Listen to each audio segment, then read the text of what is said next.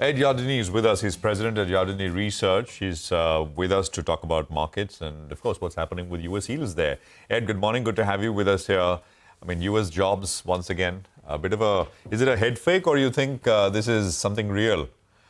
Because, so many are pointing out that at an aggregate level, there is slowdown happening, even though the jobs number itself for May was strong. Markets reacted, big 15% jump in yields. What's your sense?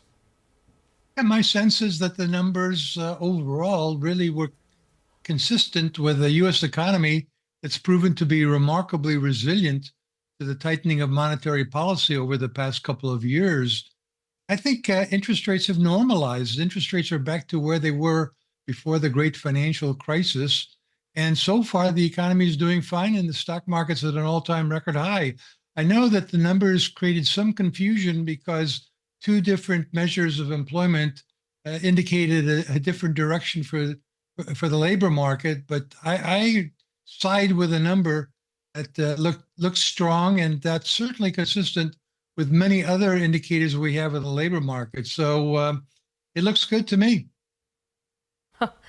Ed, hi, great to have you on the show. So if it looks good, I think the next question the market starts asking is, will the Fed step back a little bit from easing?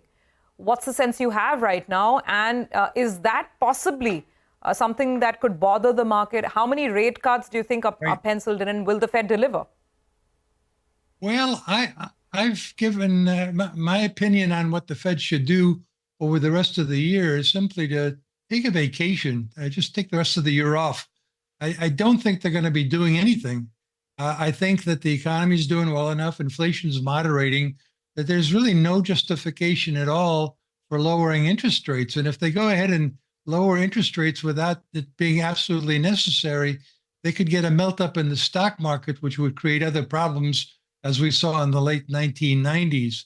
I think the market right now is back to working on the possibility that there may not be any rate cuts at all. I think we started out the year with 6 to 7 rate cuts. Then we kind of throttled that back to maybe 3, then maybe 2, maybe 1. And now I think because of the labor market numbers, I think at most we're going to get over the next 12 months, not over the rest of the year, but the next 12 months is maybe 1, maybe 2 cuts. Between now and the end of the year, I don't know that we're going to get any cuts. Hi, Ed. Good morning. Then how do you approach the Indian markets? Because the dollar index will remain fairly strong. You'll have yields that may not cool off considerably.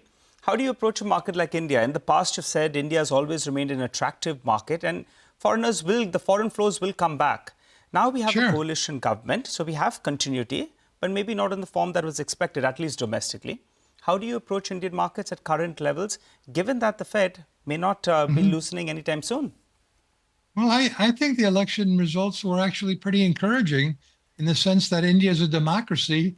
And as we know, democracies can be kind of messy at times and unpredictable. And everybody thought that there was a very clear chance that the government would have a majority in parliament, that Modi's party would have the majority.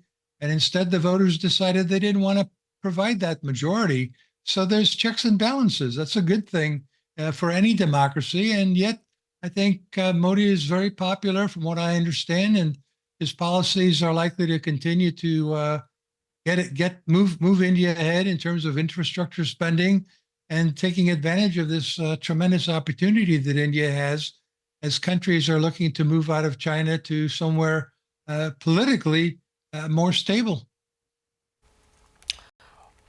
Okay, Ed, so quickly to wrap it up, I mean, the Indian market's at all-time highs. Wall Street's practically at all-time highs. What's the risk, if there is one?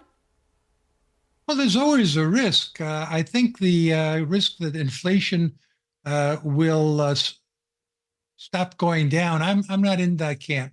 But clearly there's always that possibility. I think most of the risk that we are facing is a global risk, and that is geopolitical risks. There's still a very horrible war going on between Russia and Ukraine. There's a horrible war going on between Israel and Hamas, and maybe also with some other proxies of Iran.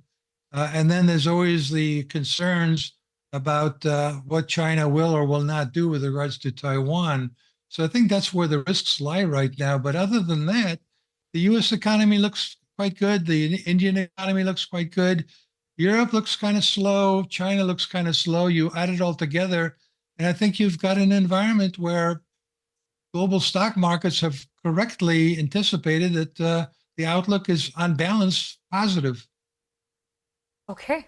Well, for once, I guess the market then has gotten it right, going by that.